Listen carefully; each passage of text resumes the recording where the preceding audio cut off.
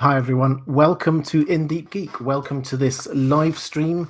We're going to be talking about Westworld Season 2 trailer, which dropped just a few days ago. So what we're going to do is we're going to break down all the characters that we've got, the main characters, and we're just going to go through all the information that we have and try and see what we know so far about the season. I want to say a big hello to everyone in the chat. I can see a lot of really familiar names there. Lots of words. Hi. Jeff Burst. I think this is your first time in the chat room, so great to see you, Jeff. And a few others in there as well. Emilio and who else have I seen? Catherine is there as well. Hello to all of you. And hello if you're watching on Catch Up. What I'm going to do, as always, is that I will work through the things that I've got prepared. But if there's any questions you've got, then put them in the chat. Obviously, if there's any super chats, we'll come to them straight away.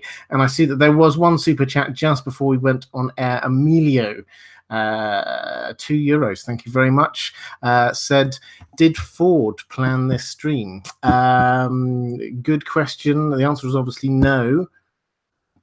Or did he?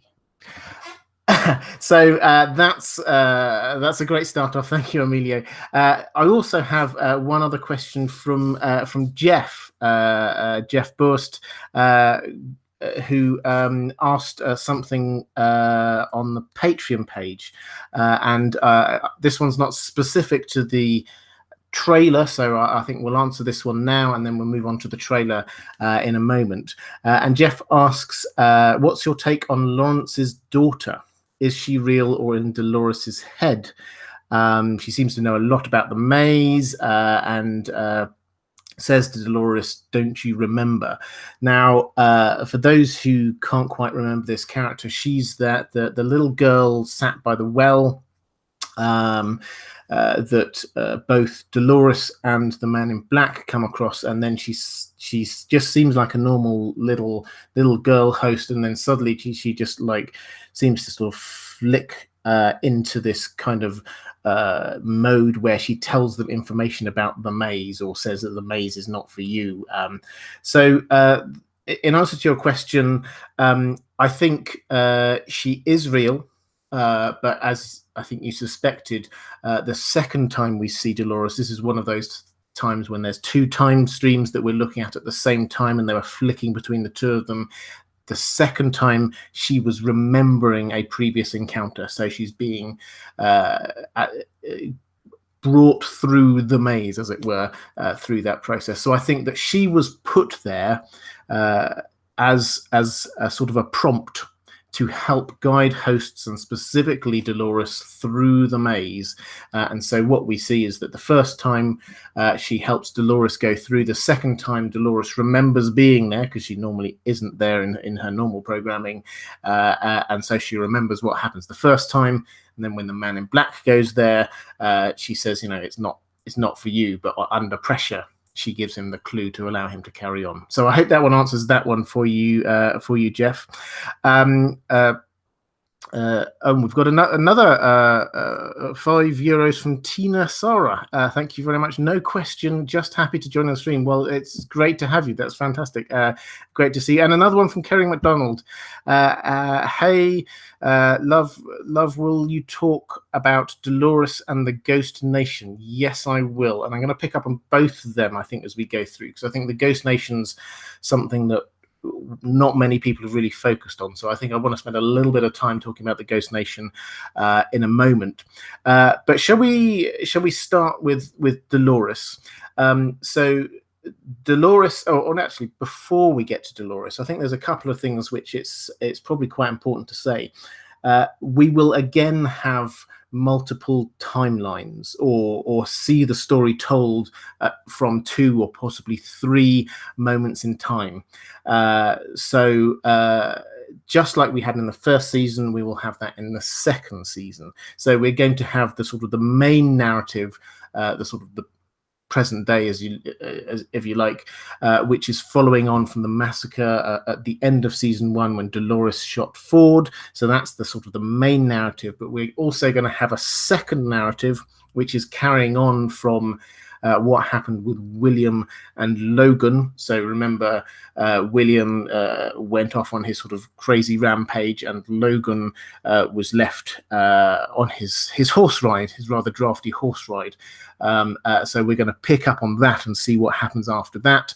And there also seems to be in the trailer some more shots of those original kind of coaching sessions between Arnold and Dolores way back even before then. So that is something that I have to admit I'm not 100% sure where that's going. I think what we might see is a lot more of the relationship between Arnold and Dolores back then, and then what that means for today when Dolores meets Bernard, because I think that will be a really interesting dynamic, because she will remember Arnold and then encounter Bernard, who is obviously the host version of Arnold.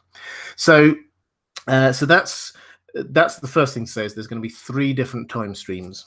And the second thing to say is that we've got this trailer, but there's a lot of stuff out there that we've got so far. So it's not just trying to dig through the detail of one trailer.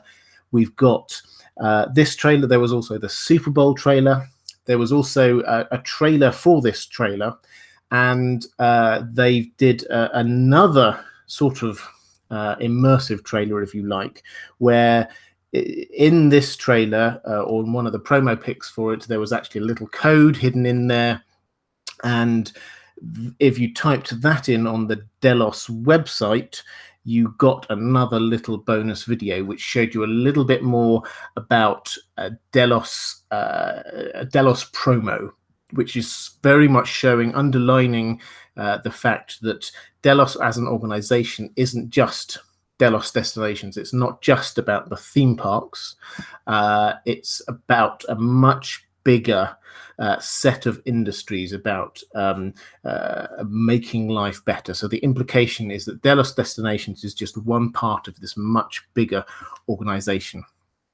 So we've got lots of information, and we know that this is going to be on at least 2, probably 3 different time streams. So let's get into Dolores. So Kerry, this is the first half of what you say. So we're going to pick up on the main time stream with Dolores. We're going to pick up after that massacre. Now, she seems to be incredibly focused on revenge. And we see this a lot in that trailer. We see that she seems to have got this little posse with her. It seems to be her plus Angela, plus Teddy, plus those kind of masked cultists. And I think I saw Clementine there as well. Kerry McDonald, you're the man in black. You always wear black shirts. I'm not wearing a black shirt, but thank you, I think. So she's very focused on revenge, and she is therefore going to be hunting down the survivors of that massacre.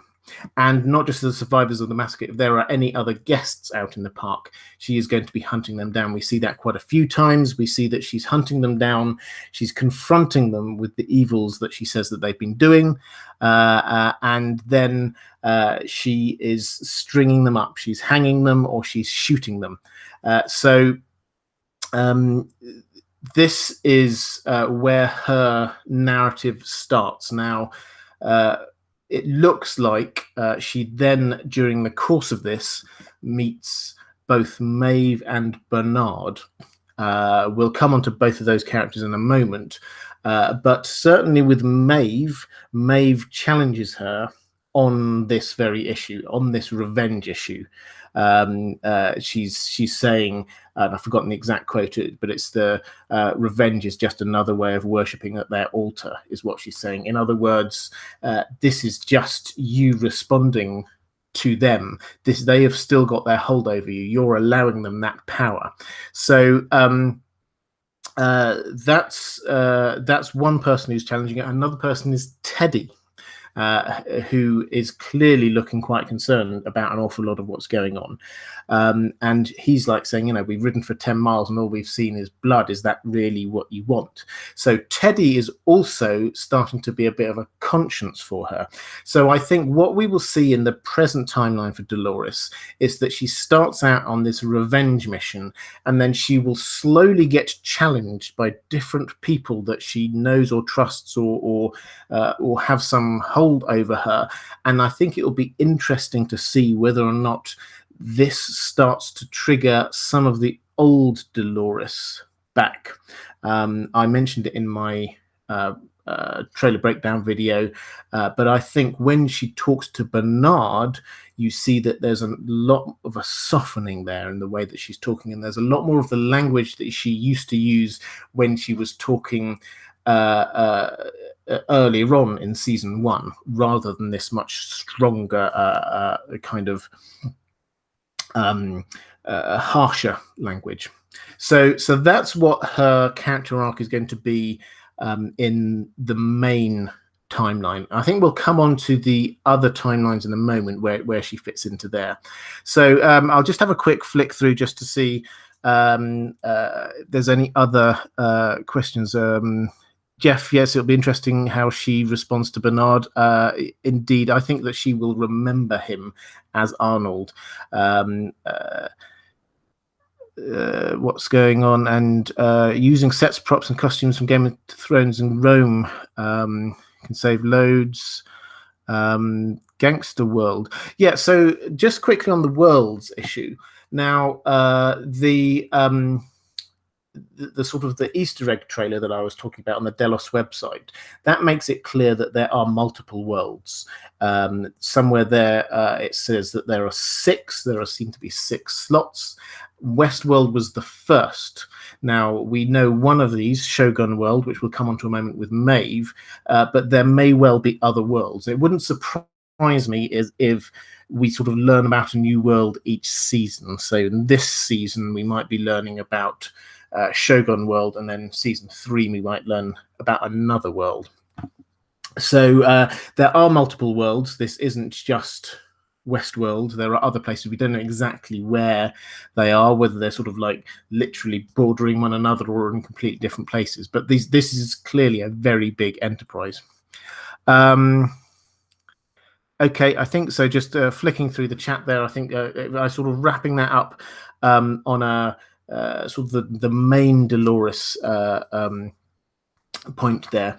I was going to get on to Maeve, because I think Maeve is, for me, perhaps an even more fascinating character here.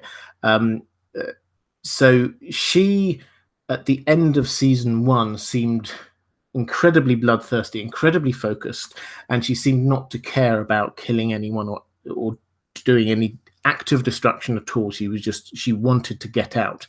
Then she realized that this was all her programming, and she realized that actually what she wanted to do was find her daughter, and she went back in. And in the trailer, we actually seem to be seeing a different side of Maeve.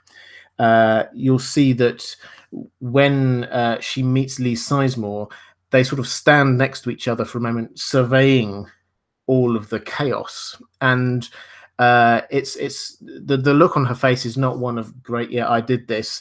And when she's forcing him, or trying to force him to show her where her daughter is, she pushes him up against a wall, but she's got a gun and she's not shooting him. So there's a slightly softer approach there, which is built on when we see the clip of her meeting Dolores, and she sort of chastens her about her approach and saying vengeance isn't the way forward.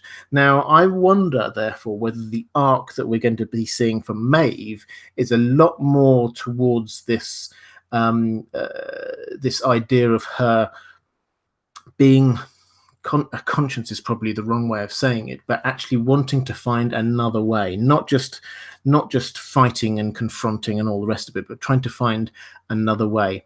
And I think that it's worth remembering because it didn't really come out, although it may have done. I'll mention just a second. Maeve now has got huge powers. As far as we're aware, she's still got them.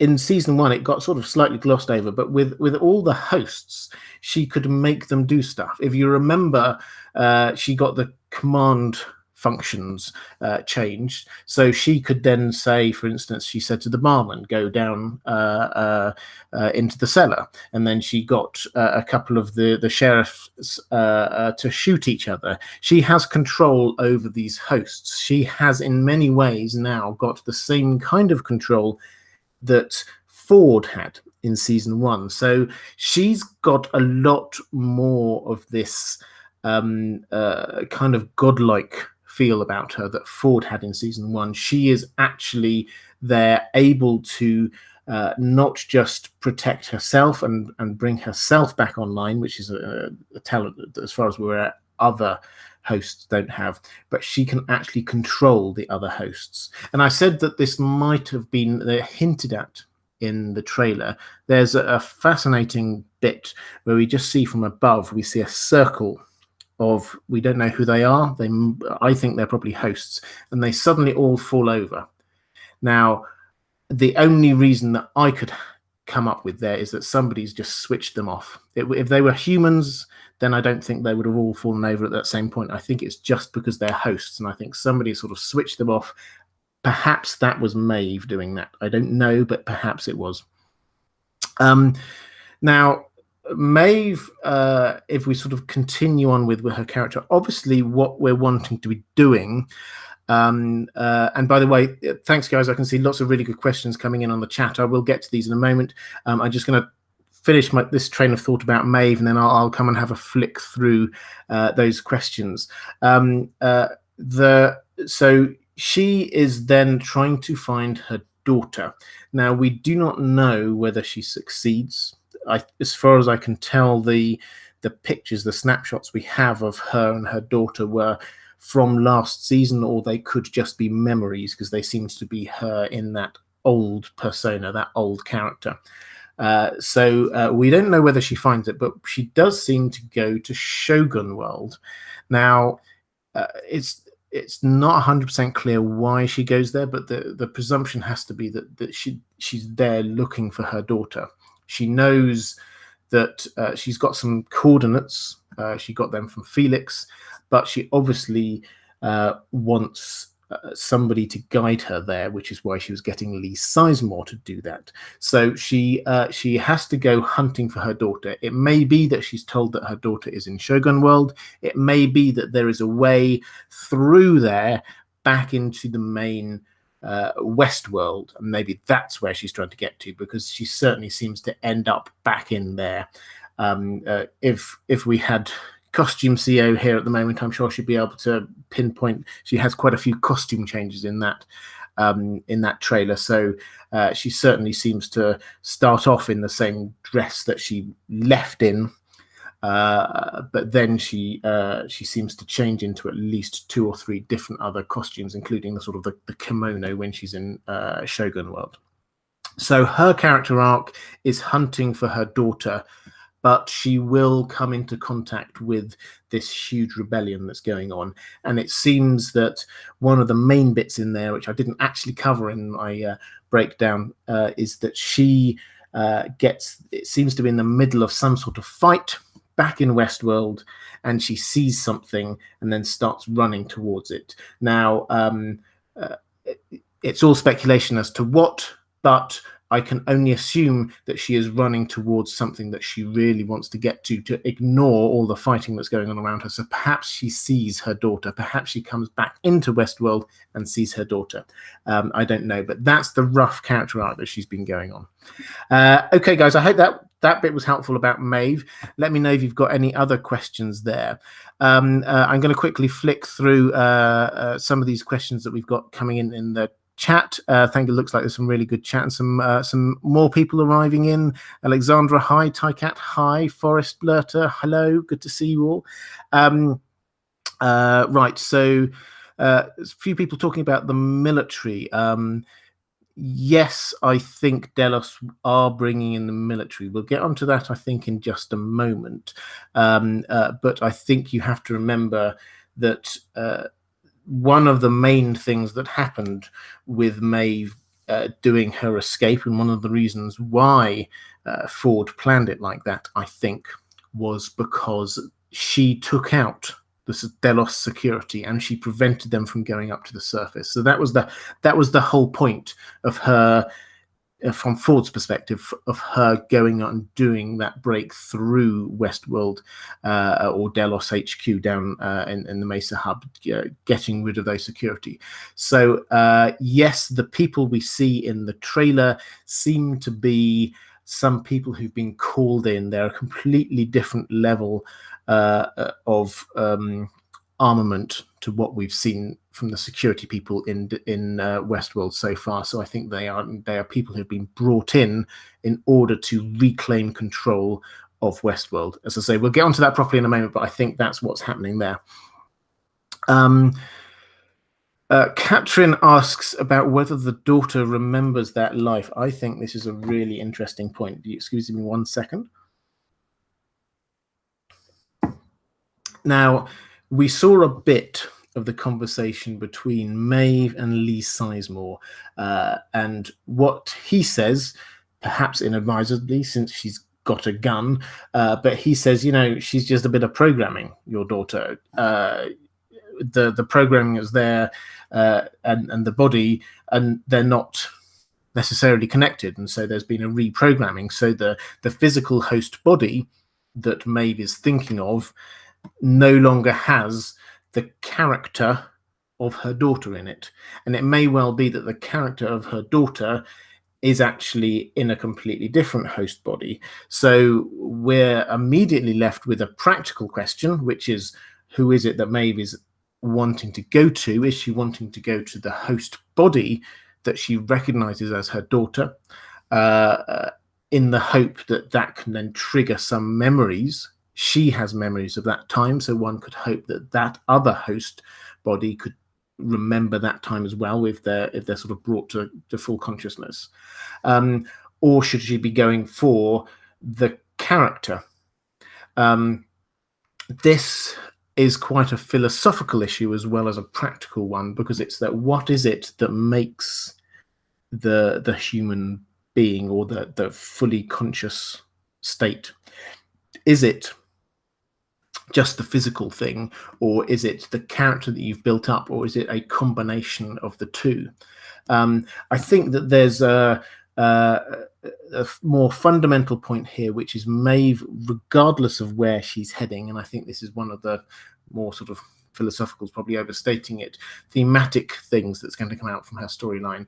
Her focus is actually now being driven by relationship.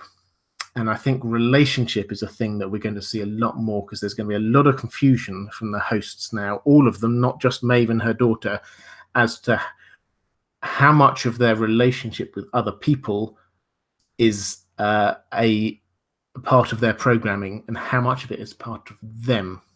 So I've already talked about Dolores and Bernard, but there's also Dolores and Teddy, who have spent the last however many years effectively being on a loop, but a romantic couple. And so they have got that programming inside them. But is that actually them, or is that just something that they've had put into them? So I think that is also going to get explored. They clearly have a link to each other. They clearly feel connected, but I think we will see explored that that relationship. So it was a slight digression away there, Katrin, from whether the daughter remembers her life. I think the answer is she probably won't, unless she is brought to full consciousness. What else have we got going on?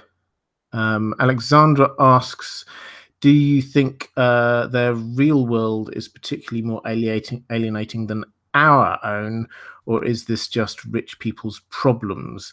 I think, yeah. So for the hosts, this is very alienating. It's been set up is in our sort of modern language. This is institutionalized oppression is what has happened. And so when they become woke, when they understand what's going on there, then that is a very alienating thing, because it's not just a thing which has happened to them. It's happened to them and they had not realized it. Now, I think that there's a huge amount of philosophical debate we can have, and not just philosophical, but actual real world debate about the extent to which that alienation can happen to us in our world. And I think this is one of the things that is really useful for this kind of intelligent drama to explore, is it allows us to ask those questions about our own world. I don't think that they are trying to provide the answer. I think they are trying to help us think through those kinds of questions. Yeah, so I hope that one answers is that. I hope I didn't misunderstand what you are asking about. Kerry asked, what do you think William is doing with Dolores in the lab?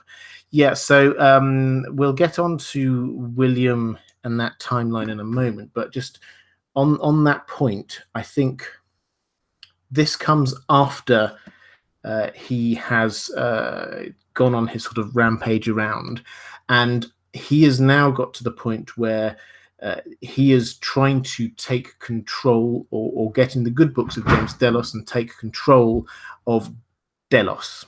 And he, in order to do that, he has to understand what is going on in the organization. How does this whole thing work? He was just a guest when he went in to start with. He just went in there and saw above ground, as it were. I think he will want to understand what happens below ground, and I think that as perhaps accidentally, or perhaps he specifically requests to see her, he will want to understand how hosts operate. And so he will probably use that, I would have thought, as an opportunity, just working through this in my own mind at the moment, to say, actually, I want to be able to see Dolores. And that will probably be quite a shock for his system when he realizes this woman that he certainly seemed to a degree to be falling in love with actually is a robot. And so and by the look in her eye, shut down. And I think that will be quite an important moment for him to realize what she is. And also, I think for him to downplay the feelings of the host, as it were, because he started out very much treating them as humans, and his arc up to the present day toward becoming the Man in Black is just seeing them as disposable, and they're just toys, things to be played with, which is why he can do all the horrific things that he does to the hosts. He needs to go through that moment when he really realizes that the hosts are not human. He obviously doesn't take the step and think, well, perhaps they're a different form of life. He just thinks that they're a created thing. So I think hopefully that answers that one for you. Let's just quickly flick on through. Telemasker Dan. Hi, Dan. Good to see you. Just an Easter super chat. Have a great Easter, everyone, and happy Easter to you too. That's great.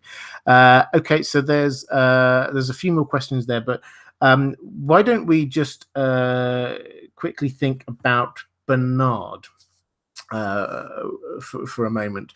So Bernard is he. Again, we're going mainly on the sort of the present day time stream here. He seems to wake up. Remember, he was above ground at the end of season 1, and he seems to wake up on the shore after the massacre. As far as we can tell, they might be playing around with sort of the time jumps there, but that seems to be the implication. And then he immediately goes into this, trying to process what's been going on, and gets picked up by the new security guys, the military security guys who come in. The guy that you see there, the sort of tall, skinny, shaven headed man, he's going to be, I can't remember the name of his character, but he's going to be one of the main characters in the season. He's going to be the face of these people, or the figurehead of these people who've come in to sort out what's happened, to reclaim control of Westworld. And he was the guy who was in Vikings. He was Loki, I think, was the name of the character. So they brought in a sort of an actor who's well known for this role. So anyway, so Bernard immediately gets picked up by them. They assume that Bernard's a human because, of course, he's been treated as a human all this time, and nobody thinks he's not a human. And they also seem to pick up Stubbs, and they sort of sweep their way through the park. And we see Bernard surveying what's going on, and he's almost sort of trying to figure it out, trying to come to terms with what's happened. And Bernard, I think, is increasingly going to be this character who can straddle both the humans and the hosts, because he thought he was a human, and now he's discovered he's a host, and he has been treated like a human, and he will also then be treated like a host. So he has actually been able to see it from both sides, whereas Dolores has only ever seen it from the side of the hosts. For example, she's always been this person who has been picked on, used, and abused again and again and again. She hasn't been on the other side in the way that Bernard has. So Bernard has got this kind of almost unique perspective to be able to see both sides of this. So he then, after this sweep, it appears that he does sort of end up back in the base, and he does do a bit of investigating. And we can see at this point that he does. It wasn't so much in this trailer, but it's been in other promotional materials. He seems to discover these drone hosts, and this is all part of Delos's big plan, the secret plan. It's been very apparent that the park is just that's not really what they're about. That isn't that they just saw it as a way of collecting data. And so he finds the drone hosts, and so he is going to start doing some thinking about what this all means, and therefore which side he wants to be on, if he's going to pick a side. He certainly seems to decide that he doesn't like this that sort of the drone hosts idea. There's in the, I think it was the Super Bowl trailer, then he seems to be leading one of these drone hosts off, and the drone host attacks one of the technicians. And so we also see him with a gun, which seems very unlike him, just sort of shooting at something, we don't know what. So my guess is that he decides that he does not like what Delos has been doing, which fits actually, because Ford also didn't like what Delos was doing, and they, to start with, were very much of one mind in this. And Ford, over time, on the only issue that they seem to be separate on, which is not whether or not the hosts gained full consciousness, Ford came around to Arnold's perspective over time. So Bernard seems to have made this breakthrough, and then we see Charlotte Hale, who was above ground. She manages to escape or be rescued, and she discovers all these other Bernard hosts, the sort of the empty vessel hosts of Bernard. Now, I did get another question on Twitter, actually, from Leslie Galen, saying, why would Ford make duplicate hosts, which I think is an excellent question. I think there are a couple of possible reasons. One is that they might be different iterations. There's no reason to think that he made Bernard perfect first time, and we know that Ford kept old hosts about for apparently sentimental reasons. There was I think it was Wild Bill Hickok, the sort of the barman that he would drink with down in the basement, and there were obviously the ones of his old family that were there that he kept on, apparently for sentimental reasons. So it would make sense if he kept, for sentimental reasons, other old hosts that he had made. But also it's possible that he wanted to be able to use more than one at a time, and he found that Bernard was the instrument that he could use for anything, the well-tempered clavier. He is the piano that could be used to play any piece. He could use him to be doing the work of the technician. He could use him to be doing the kidnapping of people like Elsie. He could use him to be doing all sorts of things, and it would make sense if there were more than one of this Bernard that he could use for different things at different points in time. So Bernard then at some point will then come into contact with Dolores, and as we've already said, there will be this moment when she seems to click back into a little bit of her old persona, and she will, I suspect, remember him as Arnold, or have some flashbacks. Perhaps this is where the flashbacks to that earliest of timelines sort of play out at the end, when we see that was an early developing relationship between the two of them that now she will remember, and perhaps he will as well. I don't know. So that's pretty much where we know that Bernard is going to get to. So if you've got any thoughts on Bernard, do please put them in the chat. I'm just going to have a quick pause now, just to let patrons. I can see there's lots of my patrons out there. Hi in the chat, and subscribers know a few things that are coming up. Obviously, we're getting towards the Westworld season, and I will soon announce what my schedule is going to be for during the Westworld season. There will at least one live stream and at least one video on Westworld every week for every episode, and I will see whether I think I can do a bit more than that, but there's going to be at least that level. And I'm going to carry on doing the Game of Thrones work, so the Traveler's Guide will definitely carry on through that period as well. So keep an eye out for that announcement.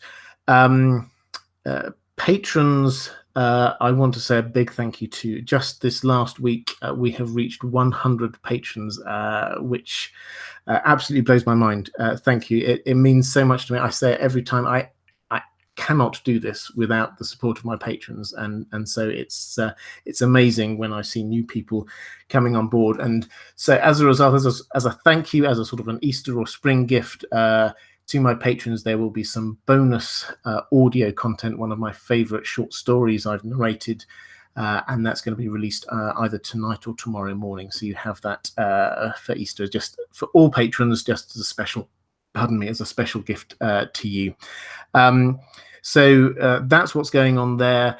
In terms of Game of Thrones, if you're into Game of Thrones, then the Bran video, the second Bran video, will be coming out next weekend. And the only other thing I just want to, just out of interest, I've had a couple of people say that my backdrop here could do with a little bit more work, and so over the course of the next week or two, hopefully you will start to see a few changes there. I've had some very generous gifts, and I've got a couple of things that I'm going to be investing in, so hopefully that's going to start looking a lot better in the next couple of weeks. Okay, let's go have another look back in the chat. What have we got going on here? Kerry, what's up with the Bernard Arnold hosts? I hope I've answered that one now, actually, Kerry. That was pretty much the same question that that we got asked on Twitter. Leslie asked on Twitter earlier. What else have we got going on? Lost for words. I don't quite know what those emoji are, but £10. Thank you very much. That's incredibly generous. Mike Conroy, hi, good to see you.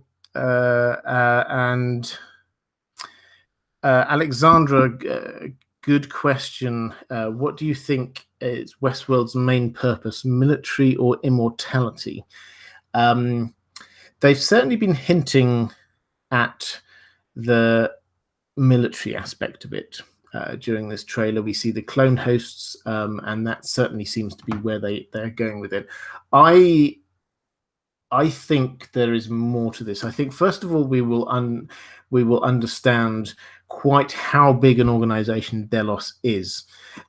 We haven't really seen it because we've only been looking in Westworld, but if Delos Destinations is just a small part of Delos as a whole, and if Westworld is the size of a small city, which it appears to be, and if there are 6 of those, that's a huge amount of land to start with, plus the amount of investment that they must have done there. And if that's only a small part of what they do, then Delos must be a massive organization, one of the biggest, if not the biggest, on the entire planet, would be my guess. So we're looking at a huge amount there. And the key line for me is something Ford said in season 1. He was talking to Teresa, I think it was, and he said that it wasn't him, it was you, Delos, who was playing God with your little project.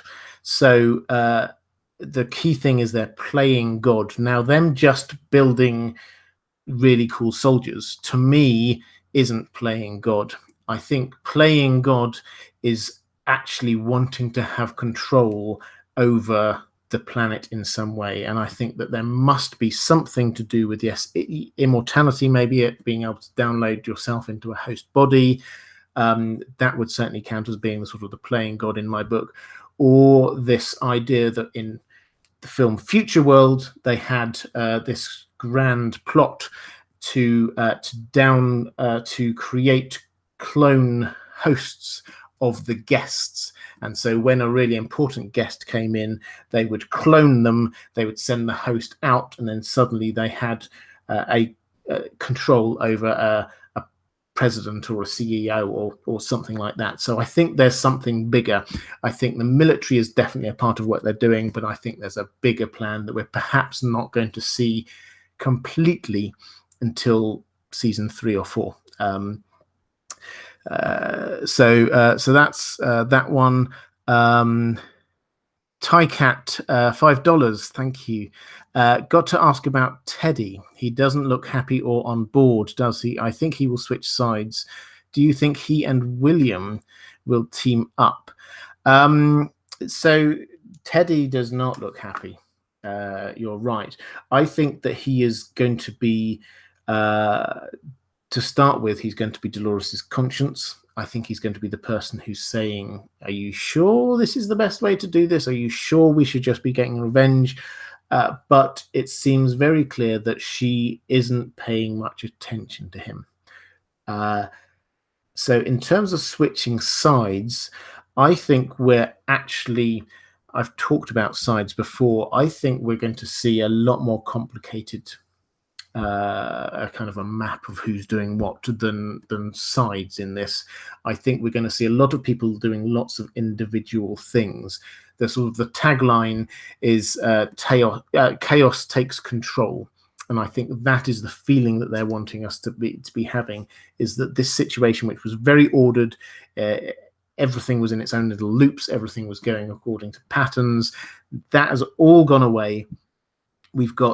We talk about the host rebellion. The host rebellion is Dolores, but there's a whole load of other hosts all over the place and in other worlds, Shogun World, for example, who aren't being led by Dolores. Maeve is going off and doing her own thing. Bernard seems to be doing his own thing. We've got the man in black, who we will come on to in just a moment, who has clearly decided that he now knows what he wants to be doing. And you get Delos, and you get this new military group. So I think there's a lot of different groups going on. Will Teddy team up with William, the man in black?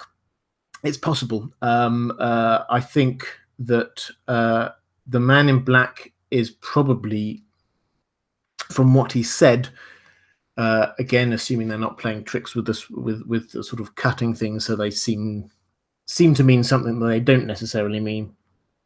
From what he said, he seems to want to just blow the whole thing up, just get rid of it all. And that doesn't seem to be what Teddy's wanting to do. Teddy seems, from what he's been saying, again, we've only had a couple of lines of dialogue, but he seems to be questioning whether violence is the way forward. And so that doesn't seem to be tying up nicely with what the Man in Black is up to. So I think the answer is probably not, but it's possible. I could see the Man in Black hooking up again with, say, Lawrence. So I think that we will certainly see him hook up with the hosts, or get together with the hosts, one or two of them, and to try and do his own thing. Let's have a quick look through lots of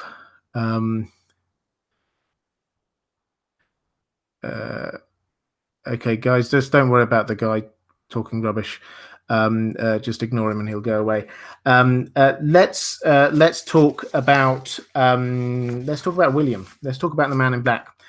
So as I said, he ended season 1 in a really odd place. He seemed, having realized that the maze wasn't for him, and just sort of apparently got really disillusioned by it, because he's wanting something that feels real. He's been hollowed out in his personal life. His wife committed suicide. His daughter's left. He's using the park to search for something that felt real. The kind of language that was used seems to suggest that he was suffering from some sort of depression or something along those lines, that made the world seem quite dull, and he felt he needed something that felt real. And then when he got shot in the finale, that you saw the little smile on his face. Suddenly there was a real danger in there, and so he seems to start season 2 being rejuvenated by this. But I think that he seems to come to a point later on when he's saying his little speech, that's the main part of the voiceover, about they, being the guests, wanted somewhere where they could, again, I can't remember the exact words, but where they could sin whilst being hidden. So the guests thought they were coming to somewhere where they could just do whatever they wanted and it would all be okay. Nobody would ever find out. But we, Delos, don't forget, he's the main shareholder of Delos, had something else in mind completely. And then he concludes that he's going to blow the whole place up, or blow this whole thing up. So we don't know exactly how he gets from point A to point B, because they seem to be in quite polar opposites. But he certainly seems to, the only clue we have is that we see him also striding through some corridors and past James Delos. Now, this seems to suggest, and we don't have much information about this at all, but it seems to suggest that James Delos survived right up to the present day, or until quite recently, so that we have William being the older William character. Maybe they've even created a 4th timeline in there of a few years ago. I don't know. But for whatever reason, he seems to get to a point where he thinks, you know what, I don't actually approve of what's going on here. The whole thing has to go. And we see that shot of him walking towards the door in the side of a hill or a mountain, and whatever it is. And that seems to chime with what the showrunners say the 2nd season is called. They say the first season was called The Maze. The 2nd season is called The Door. Now, as was in the 1st season, then you could take that on a number of different levels. But in the 2nd season, I think that, yes, there will be a number of different levels to meaning of what The Door is, but I think there probably will be a door somewhere that is important, and perhaps it's the one that the man in black is walking towards. Perhaps that is sort of like the heart of where they're going. There's also a clue, I think, in the fact that he left young Robert Ford. You saw the host of the child Robert Ford lying on the side of the pathway. It looks as if he has done what he did a lot in season 1, which he's tried to get information out of him and then just left him there. If so, it seems that he is trying to get to the heart of what Ford has been up to, what Ford has been creating. Now, there's a couple of things here which I think we can quite dig into. I'm interested in your thoughts on this. Firstly, Ford was against Delos's plan, Delos's secret plan. I did a whole video on this if you want to go and check it out, but it became very apparent that Ford spent a long time against his secret plan, against Delos's secret plan, just trying to move things around. We see it most with him stopping them getting the data out. He goes to great lengths to prevent them getting the data out. And the whole thing at the end, the hosts uprising, the achieving of consciousness for the hosts, is a way to stop them getting what they want. So if the man in black is hunting down what Ford is thinking or has been thinking or was doing, perhaps he is trying to understand what Ford was opposed to and why he was opposed to it. Because if Ford's opposition was based on the fact that actually the hosts have got consciousness, that is a bit of a game changer in terms of where the man in black's coming from, because he has all this time just seen them as disposable things. So that's one element to this. The other element is with the absence of Ford, and I'm not going to get into the whole, is Ford really dead? I think he's not going to appear in any significant way as the Anthony Hopkins character in this season, if at all. But now he's out of the picture. Suddenly, all of the things that he's been working on, all of the areas that he's kept secret, people are going to start discovering. So they're going to start discovering a lot more of the old secrets of what's been going on. We saw a bit of that with Charlotte Hale when she discovered all the Bernard hosts. But I think we will also see that with somebody like Bernard, who will start going and hunting through for answers from Ford. And we'll probably also see it from the man in black, hunting through the Westworld to try and get answers. And I think we may even have seen it with that rather bizarre scene of Dolores in that library. We don't know where this library is, but it looks incredibly well fitted and probably not the kind of thing you'd find in Westworld. Perhaps that was Ford's library. I don't know, that's pure speculation, but this was in her current timeline because she's got her sort of ammo belt over her like that. So this was something that she has found while she's been searching. So that's where the man in black story arc goes. He starts off suddenly feeling real, then comes to with the hosts actually now being able to damage him. Then he goes through some realization that they have attained consciousness, and then he ends it at a point where he's trying to destroy, we think, the entirety of what's going on. So that's his broad arc for the season. Okay, let's have a quick flick through, see if we've got any more things going on. Mike Conroy is talking about the barcode in the trailer. Yes, I mentioned that a little bit earlier. There is, and it's a fantastic little, it's like a promo video for Delos, but they sort of interspersed it with a few snapshots from Screen Goes Fuzzy, and it sort of like shows a little bit of a snapshot from the trailer, or a couple of extra scenes that we haven't seen before. So yes, do go and investigate that. I tweeted that out a couple of days ago if you want to go and have a look at it. The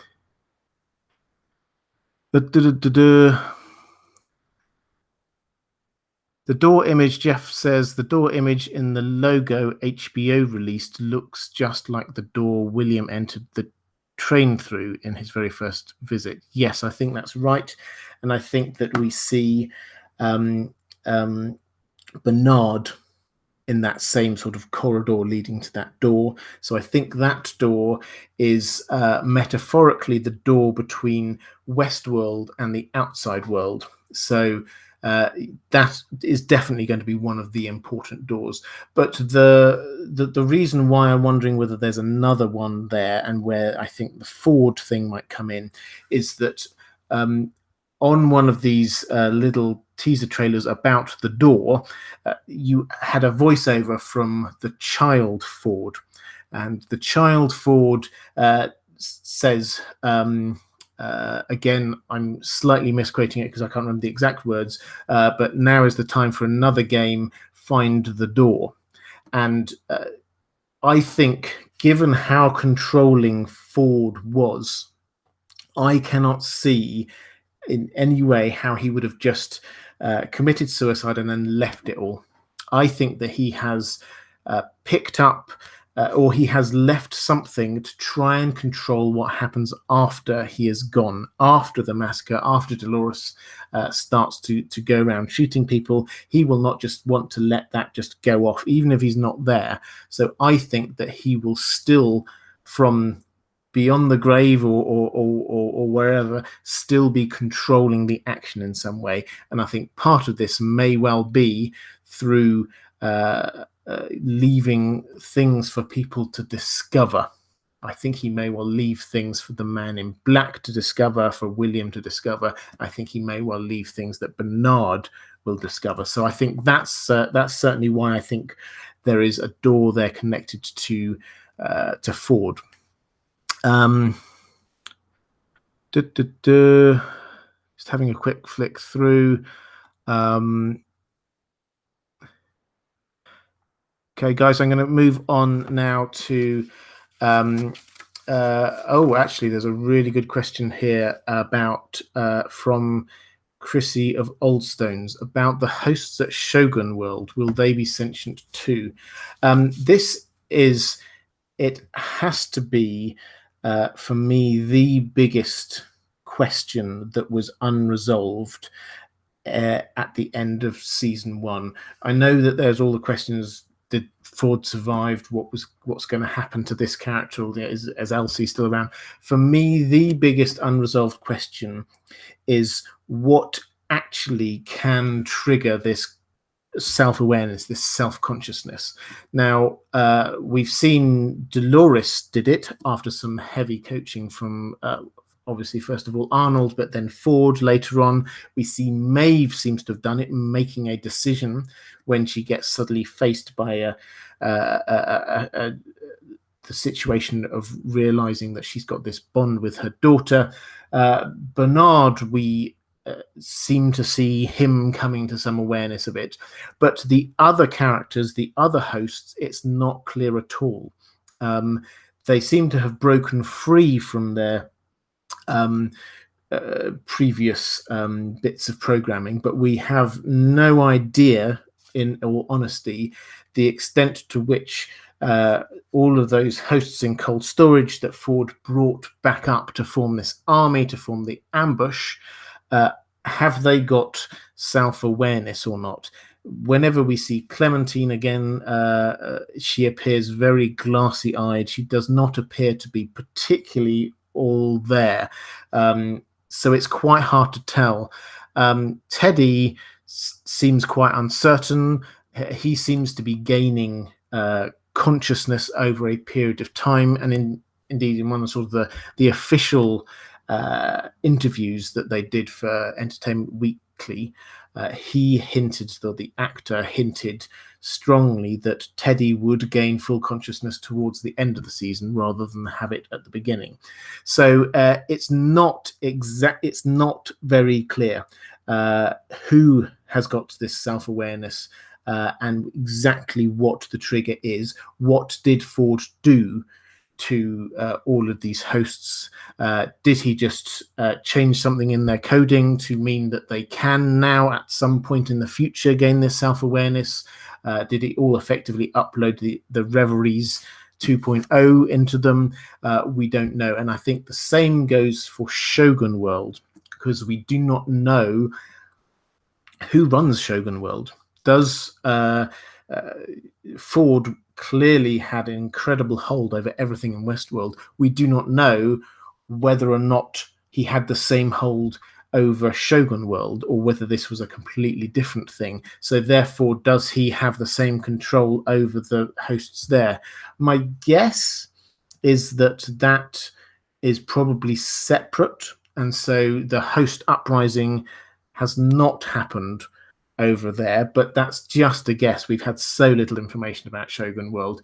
It'll be fascinating to see. And as I say, for me, and I'm probably going to make a video about what I think are the big unresolved questions. For me, probably the biggest unresolved question is that one of how hosts gain self-consciousness now. What did Ford do to them?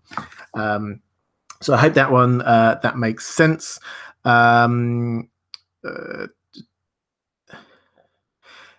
Alexandra says Clementine was lobotomized. Now this is a good clarification, because they use the word lobotomized, but Bernard clarifies that it actually isn't what we would think of as lobotomized. It's actually more like hobbled, is what he said. And the imagery there is of a horse having its legs tied together. So it's still a horse. It's still got all of the horsey feelings and desires and all the horsiness about it, but it just can't go anywhere or do anything or act on anything. So that is the kind of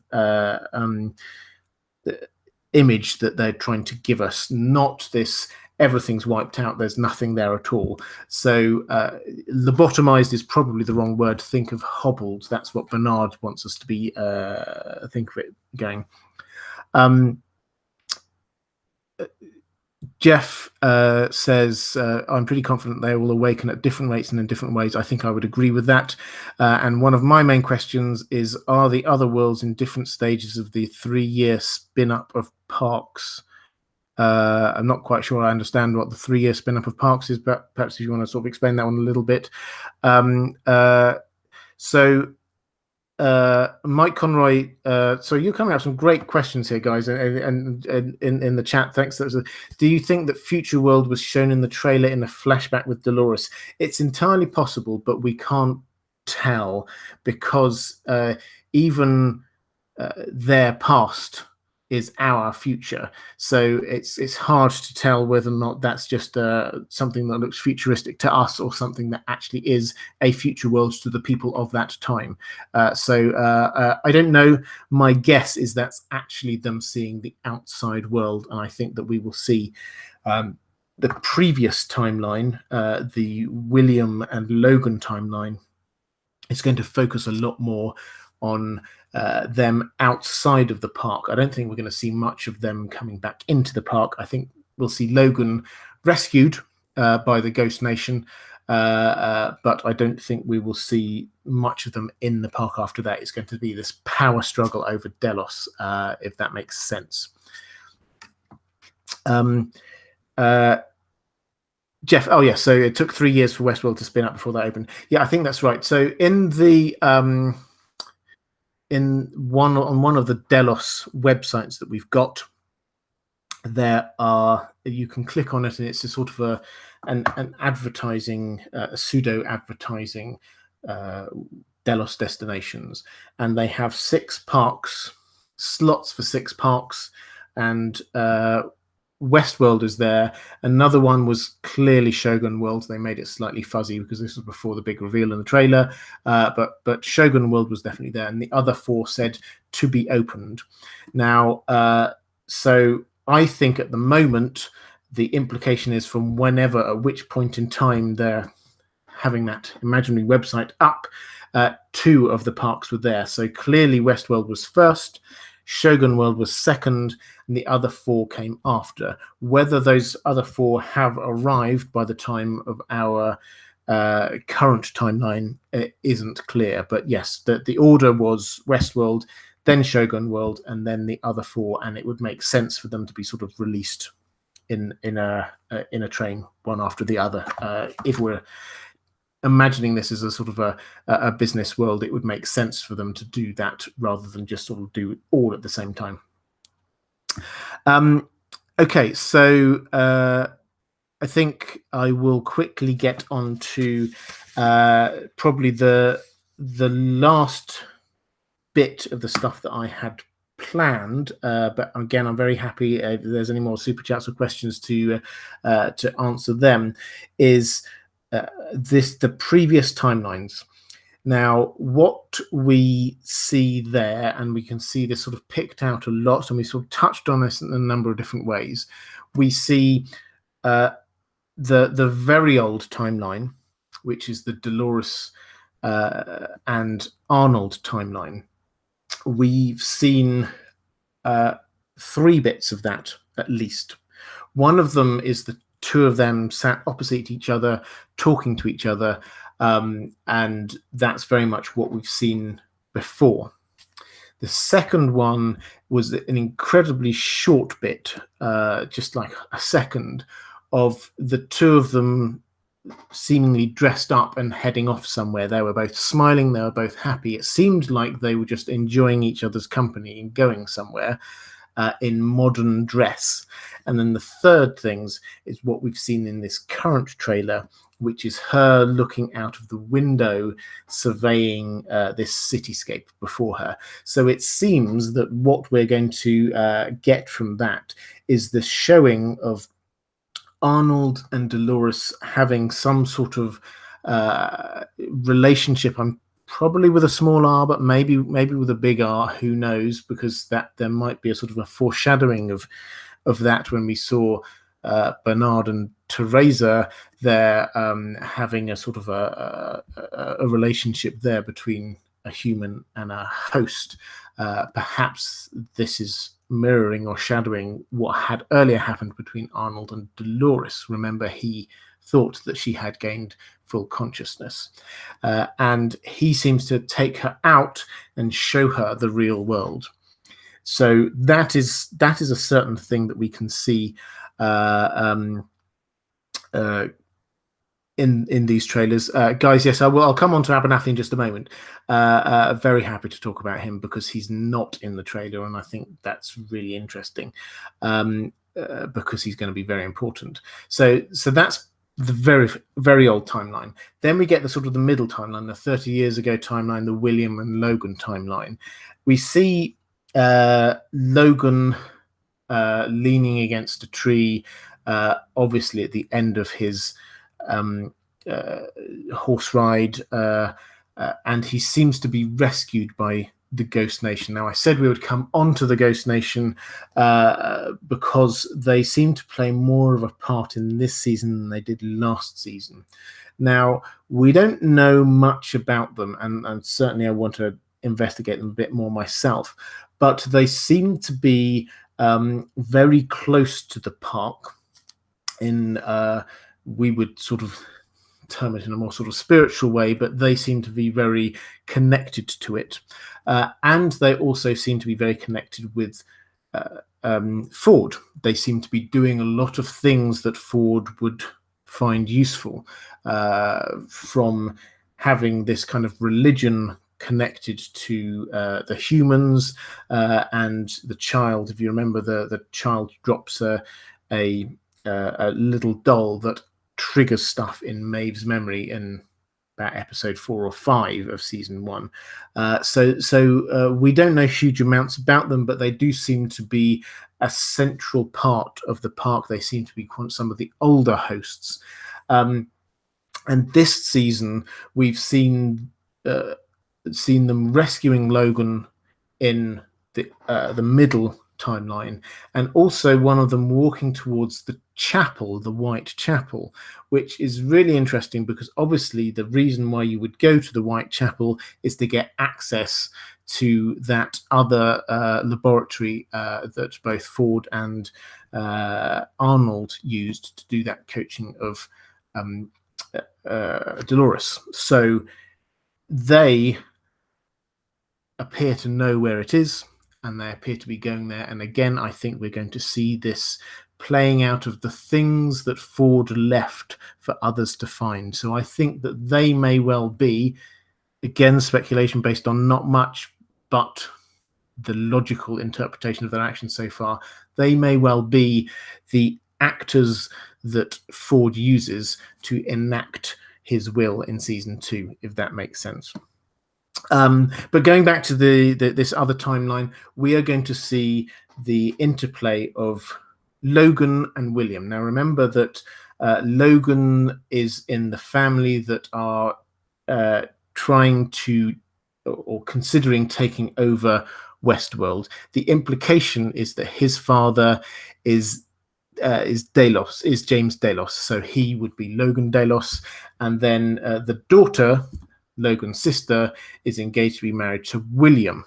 Now, Logan, we found out in season 1, had been encouraging William up the organization because he thought he could control William. He thought that he would be able to take control himself and just use William as just a useful person that he can control and do stuff with.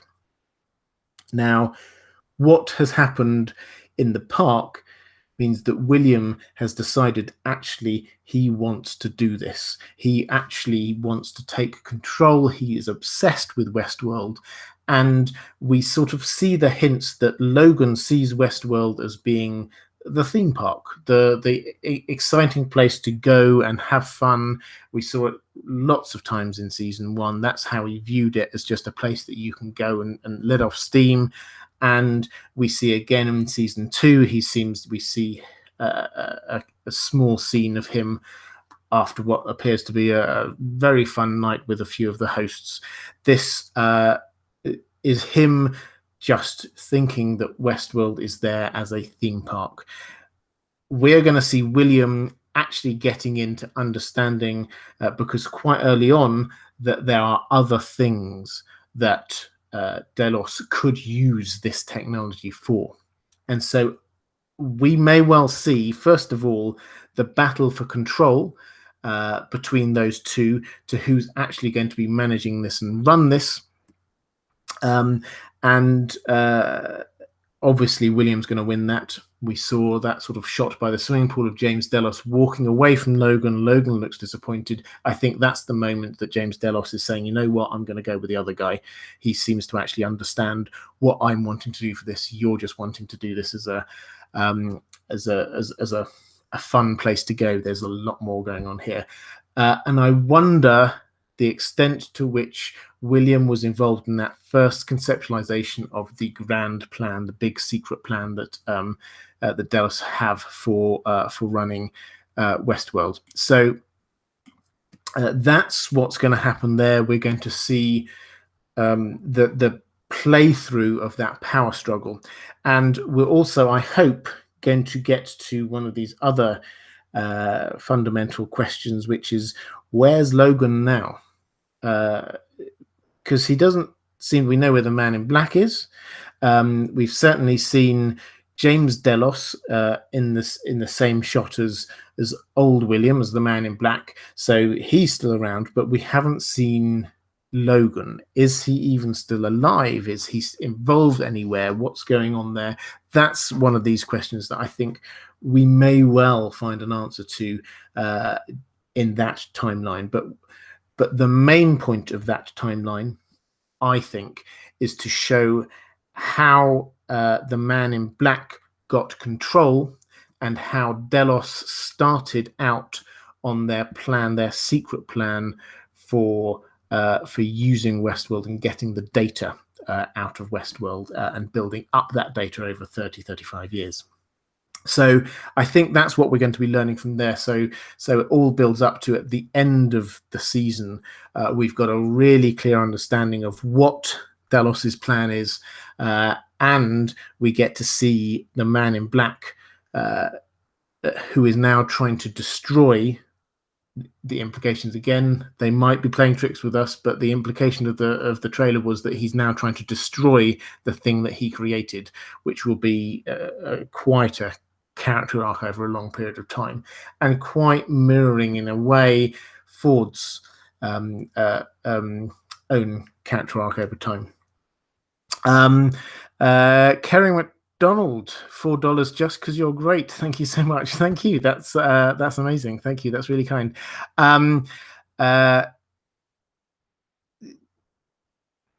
Let's quickly. I said I was going to come on to Abernathy. Abernathy is not in the trailer. And we've only, in all the promotional material, we've only got one very quick shot of him when he's sat in a lab, struggling, being held down by some heavy-duty security guys, and with a figure in the background who is quite obscured, but looks like it could be young Ford. It's not entirely clear, but we don't know when that was, and we don't know exactly what's going on. But Abernathy will be absolutely crucial to what's going to happen from Delos's perspective in season 2, because for those who haven't watched my video on this one, Abernathy was crucial to how Ford launched all of his plans in season 1, but also at the end of season 1, we'd had this interplay for a long time between Delos and Ford. Delos trying to get their data out, which is central to their plans, and Ford stopping them or trying to stop them. And eventually, Charlotte Hale came up with this idea of, hey, I'll go down, pick one of these hosts down in cold storage, and again, we get back to this sort of misunderstanding of what lobotomized actually means. She thinks he's been completely wiped. He hasn't been completely wiped. He's been hobbled, but she uploads the data into him, and she gets Lee Sizemore to come up with do a little bit of programming to come up with just a very basic personality that could be uploaded into Peter Abernathy, so that he could leave, he could masquerade as a human and get out of the park, get on the train is the implication. So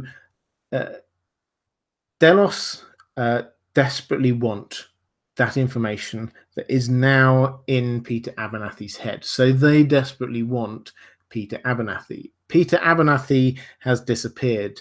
Lee Sizemore went down in order to do this sort of adding in this little bit of programming, but he wasn't there. The implication is that he has gone back up topside. He is now one of these hosts in that host army, and they do not know where he is. So for Delos, all that they've been struggling to do over all this time is bound up with having Peter Abernathy's, the information that's in Peter Abernathy's head. Now, we've got, I said we haven't got any other shots of him. There was one other little bit from the promo materials where if you add in the right code onto the Delos website, then it brings up a little page which is a sort of an email or a message that is purports to be from Charlotte Hale when she's just typing in find Peter Abernathy. So it's almost as if she's there hacking into the computer system or going on the computer system and hunting for, trying to find out where Peter Abernathy is.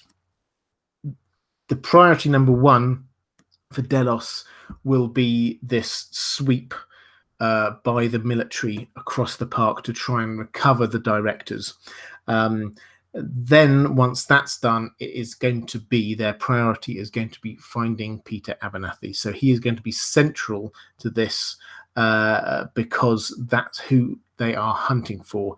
And he is almost certainly not lobotomized but hobbled. He is not going to have he's not going to have much of a personality. He is probably just going to have a few vestiges of this previous personality that he started being able to dip into through the reveries, the professor figure, the cult leader, the professor. So we're going to see a lot of Delos trying to find Peter Abernathy. And again, it wouldn't surprise me if that all comes to a head at the end of the season, once we've understood exactly what this data is and why they want it. And we've reached the point where the Man in Black is trying to destroy everything. They will probably find Peter Abernathy at that same point to build up to a big finale. Okay, let's have a last quick look through the chat, guys. There's been some really good chat going on here. Thank you so much. I'll go through these ones and then we'll round it up after there. Trailer 1, this is by One Eye Ruben. Trailer 1 did not show Samurai World. Do you think they're holding back on revealing that, or following success of season 1 decided to focus on Westworld a little longer? So I think that just in terms of what HBO were trying to do, the Super Bowl trailer 1, did not show it. I think they were holding that back for the second trailer, which they've been quite clear that this was what they consider to be the main trailer. The Super Bowl trailer was actually only 2 or 3 weeks after they finished filming. They hobbled that together. They created that very quickly because they bought the slot and they wanted to put something in there. And if you remember, there were a lot of problems with filming when they had problems with one of the actors got injured, and there were the problems going over. I think was it flooding over in California? I can't remember, but there were problems with the filming that pushed it back a little bit. So the Super Bowl trailer was quite a rushed trailer that they got out, and they were always intending, I think, for the main reveal about Shogun World to happen in this trailer, which is the main trailer, and I think we will find that it appears just for a bit. So it might only be on screen for 2 or 3 episodes. I don't think we're going to see a big transplant across to it. I think we're going to see an opening up, whereas the first season was very focused in on Westworld, above ground, with a little bit about what's happening sort of below ground in Delos. This time, I think we're going to see Westworld. We'll see a bit of Shogun World. I think we'll see a lot of stuff going on underground in the Delos facility there. And I think we're going to see some of the outside world as well. So it's going to be opening up a lot more this season, rather than the quite claustrophobic feel that we had, which was very effective, quite claustrophobic feel we had in the first season. Okay, let's have a quick look through. Yes, so Abernathy was cult leader. He was a sort of Shakespeare and other literary figures quoting cult leader who was part of this cult. We think probably the Wyatt cult that we had there. Okay, guys, I think I am going to call it a day at that point. Thank you so much for your comments there. Thank you particularly for the super chats. That was incredibly generous of you guys. Thank you so much. Just to remind you about the things that are coming on, keep an eye out for me announcing what I'm going to be doing for the season, because I'm definitely going to be covering Westworld. With quite a lot of my content is going to be focused on Westworld during that time. But I will continue with doing Game of Thrones alongside that, particularly the Traveler's Guide. I'm going to keep doing every week, every Friday, as it is at the moment. Patrons, keep an eye out for some bonus material, which is coming up. And also, incidentally, if you're not a patron and you're interested in either supporting me or getting access to some of the audio, exclusive audio content that I'm producing now, I'm recording the pre-release chapters from The Winds of Winter at the moment. I'm releasing them one a month for my patrons, and also my $10 patrons all get a chance to vote on what videos coming up that I should do in the future. And there will be, at some point soon, I will put another little poll up there. So if you're one of my $10 patrons, you will get another chance coming up soon to vote on future videos. And incidentally, the two you voted on last time seemed to work really well. I was very pleased with how they came out, and a lot of people gave them some very positive feedback. So thank you for choosing some really good topics there. Okay, guys, thank you so much. Tina's just saying, I hope you have a collaboration with Gemma and Kyle soon. Yeah, I did one with Kyle last Thursday, actually, a live stream with Kyle last Thursday. Yeah, I talked to Gemma and Kyle quite a lot. There will be future collaborations with both of them coming up. So do keep an eye out for that one. Okay, guys, thank you. I'm going to wrap that one up there. It's been an absolute pleasure as always. Do hit the like. Oh, I hate saying hit the like button. If you enjoyed the stream, please do click on the like button. If you're watching my channel for the first time, don't forget to subscribe if you enjoy it. Check out the link below to my Patreon page. And everyone, if you're watching this live, thank you. Have a very happy Easter. And I'm going to take a couple of days off now, but we'll be back soon. Take care, everyone. See you.